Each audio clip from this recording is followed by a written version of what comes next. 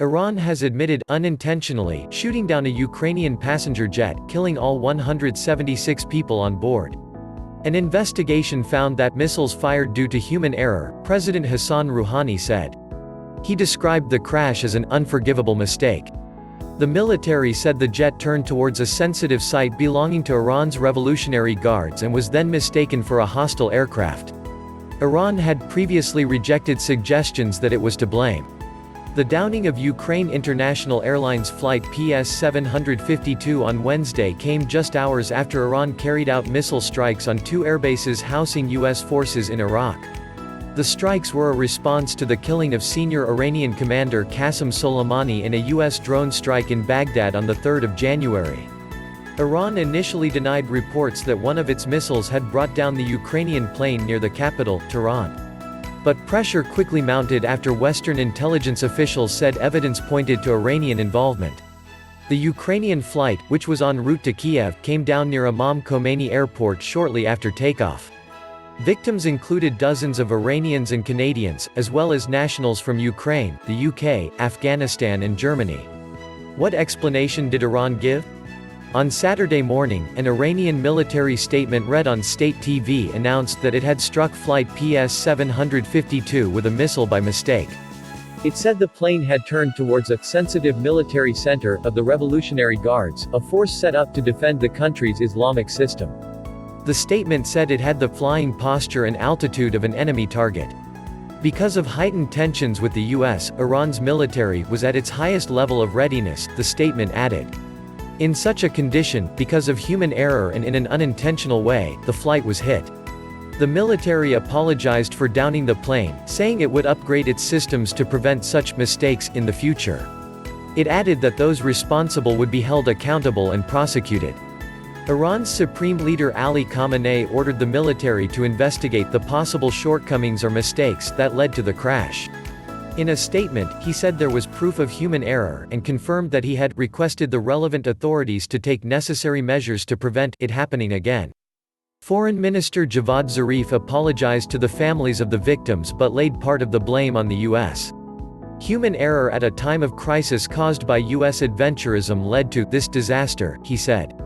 And Iran's ambassador to the UK, Hamid Beyadinejad, apologized for sharing wrong findings about the crash. He had said Iran was confident that a missile had not been launched.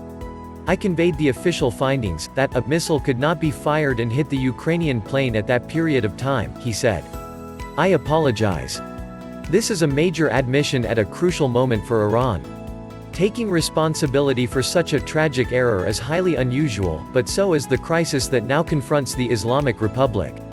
Iran has decided it has to own this disaster to avoid it triggering another war of words with the West or exacerbating further anger and anguish among its own people, who are reeling from one calamity after another. Make no mistake, this admission was an act of de-escalation. The repercussions at home may soon be clear. Iran's foreign minister has already sought to shift blame by saying it was a crisis caused by U.S. adventurism. But the big question now is, who took the decision to allow a civilian airliner to take off when Iran's airspace was shot through with such tension? What has the reaction been? There were 57 Canadian nationals on board the downed flight, and the country's Prime Minister Justin Trudeau described the crash as a national tragedy. In a statement, he demanded transparency and justice for the families and loved ones of the victims. We will continue working with our partners around the world to ensure a complete and thorough investigation, he said. Ukrainian President Volodymyr Zelensky called on Iran to punish those responsible. We expect Iran to bring the guilty to the courts, he said. Elsewhere, the president of Ukraine International Airlines said, "We didn't doubt for a second that our crew and our plane couldn't be the cause for this horrible crash. These were our best guys and girls. The best," Yevgeny Dykna said of the 9 crew members who were on board. What happened before Iran's announcement? The statement marks a stark departure from the denials of recent days. As recently as Friday, Iran was insistent that the plane had not been shot down. The thing that is clear to us and that we can say with certainty is that this plane was not hit by a missile, Iran's Civil Aviation Organization (CAOI) chief Ali Abedzadeh said. On Thursday, government spokesman Ali Rabieh accused the US and its allies of lying and engaging in psychological warfare by speculating about the cause of the crash. But as evidence pointing to a missile strike built, calls for a transparent investigation grew louder. Video obtained by the New York Times appeared to show a missile streaking across the night sky and then exploding on contact with a plane.